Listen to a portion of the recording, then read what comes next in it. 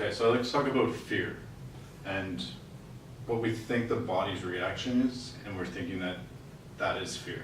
So fear is something that's in the mind, and facing your fear is the only way to get past fear. Fear is just this idea of, oh, something bad's going to happen. You start to worry and panic, and you don't think clearly, which affects your entire life. When you live in a life of fear, your entire life is affected by it, and you don't actually get to live properly because you're always scared of something. I used to be afraid of spiders. Every time I'd go outside at night, I'd just walk around looking for spiders, and then eventually I held a tarantula and had a big spider crawl on me and I killed it. I felt terrible, and it just, I don't know, it just helped me get through it, and now I don't care about spiders at all. But it's facing that fear. So just tell a little bit about what the body's reaction is, and it's actually a misconception. So when certain things happen in the body, like you start trembling, you know, the saying, you're trembling in fear. It's not actually that you're trembling in fear. Your mind might say you're scared, but the body doesn't know you're scared. The body's just doing its natural thing of preparation. It's preparing for that fight or flight.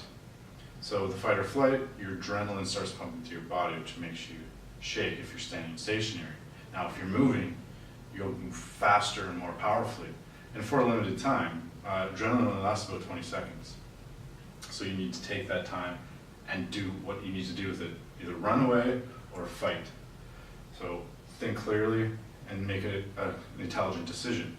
Now, some situations are intense and it's hard to think clear. So just do what's natural.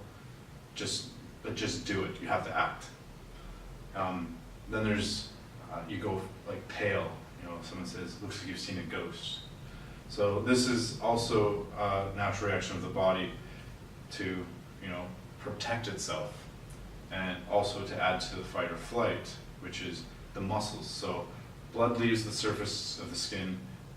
One, you could say, if you get cut, you won't bleed out as quick, but if you get cut deep, you're still going to bleed. And with adrenaline pumping and heart pounding, you probably bleed out faster. So not to add to the fear of that, but if someone has a knife or anything, you should run either way.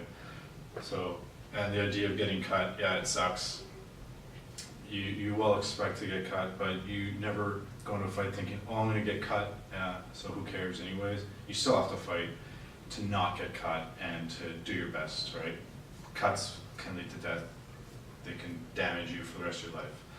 But anyways, what's happening as well is that the blood is going to your muscles, and the muscles are used for fight or flight, so they need the blood for the oxygen to travel through, because oxygen helps with the movement, and so that's the reason why you look pale. It's that fight or flight. It's not to do with fear.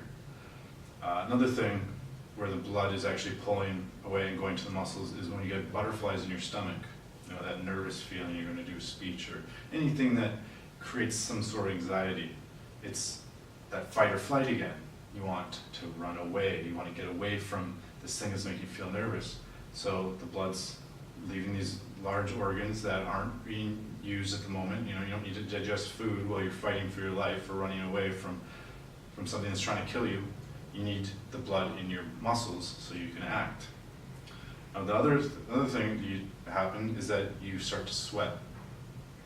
So this is actually a great defensive tool in the fact that if somebody tries to grab you, you become very slippery. You know, you're slick and they can't hold on to you because of you're so sweaty.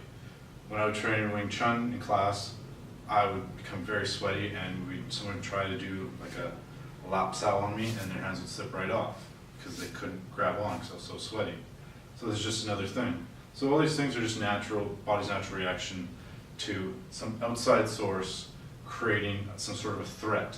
It has nothing to do with your mind aspect of thinking that you're scared and this is my body, well, I'm scared, I'm trembling.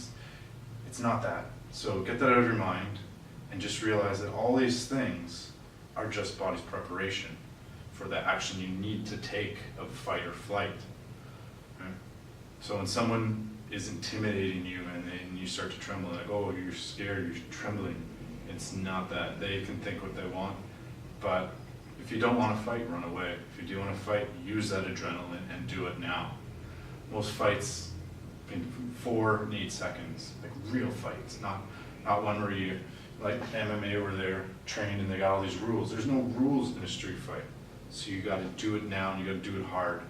And remember that adrenaline only lasts about 20 seconds, so take advantage of it and do it now. And the more you train, what you do will be more effective. Right? Like if you don't train anything, you have this adrenaline, you might just end up being a slap fight because you don't know what you're doing. Or you might go with a big haymaker because you think, well, basically you don't know how to fight and you open yourself up and you get hit multiple times.